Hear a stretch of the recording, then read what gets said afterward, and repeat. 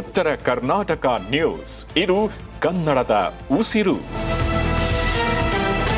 ಬೀದರ್ ಜಿಲ್ಲೆಯ ಹುಲ್ಸೂರು ಪಟ್ಟಣದ ಮೊರಾರ್ಜಿ ದೇಸಾಯಿ ವಸತಿ ಶಾಲೆಯಲ್ಲಿ ಆರೋಗ್ಯ ಮತ್ತು ಕುಟುಂಬ ಕಲ್ಯಾಣ ಇಲಾಖೆಯ ರಾಷ್ಟ್ರೀಯ ಬಾಲ ಸ್ವಾಸ್ಥ್ಯ ಕಾರ್ಯಕ್ರಮದಡಿ ನಡೆಸಿದ ಆರೋಗ್ಯ ತಪಾಸಣೆಯಲ್ಲಿ ವಿದ್ಯಾರ್ಥಿಗಳಲ್ಲಿ ರಕ್ತಹೀನತೆ ಸೇರಿದಂತೆ ವಿವಿಧ ಆರೋಗ್ಯ ಸಮಸ್ಯೆಗಳು ಪತ್ತೆಯಾಗಿವೆ.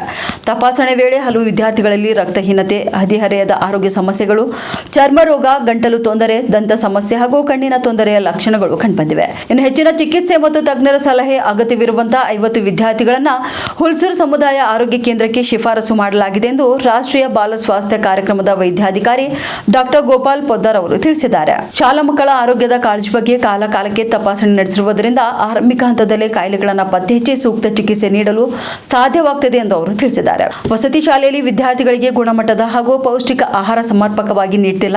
ಇದರ ಒಂದು ಪರಿಣಾಮವಾಗಿ ಮಕ್ಕಳಲ್ಲಿ ರಕ್ತಹೀನತೆ ಸೇರಿದಂತೆ ವಿವಿಧ ಆರೋಗ್ಯ ಸಮಸ್ಯೆಗಳು ಕಾಣಿಸಿಕೊಳ್ಳುತ್ತಿವೆ ಎಂದು ಪಾಲಕರು ಸಹ ಆರೋಪ ಮಾಡಿದ್ದಾರೆ. ಇನ್ನು ವಸತಿ ಶಾಲೆಯಲ್ಲಿ ನೀಡುವ ಆಹಾರದ ಗುಣಮಟ್ಟ, ಪೌಷ್ಟಿಕಾಂಶ ಕುರಿತು ಸಮಾಜ ಕಲ್ಯಾಣ ಇಲಾಖೆ ಮತ್ತು ಸಂಬಂಧಪಟ್ಟ ಅಧಿಕಾರಿಗಳು ತಕ್ಷಣ ಪರಿಶೀಲನೆ ನಡೆಸಬೇಕು. ಮಕ್ಕಳ ಆರೋಗ್ಯದ ವಿಚಾರದಲ್ಲಿ ಯಾವುದೇ ರೀತಿಯ ನಿರ್ಲಕ್ಷ್ಯ ಸಲ್ಲದು. ಆರೋಗ್ಯ ತಪಾಸಣೆಯಲ್ಲಿ ವಿದ್ಯಾರ್ಥಿಗಳಿಗೆ ಗುಣಮಟ್ಟದ ಆಹಾರ ಮತ್ತು ಅಗತ್ಯ ವೈದ್ಯಕೀಯ ಸೌಲಭ್ಯಗಳನ್ನು ಒದಗಿಸಬೇಕೆಂದು ಪಾಲಕರು ಆಗ್ರಹಿಸಿದ್ದಾರೆ.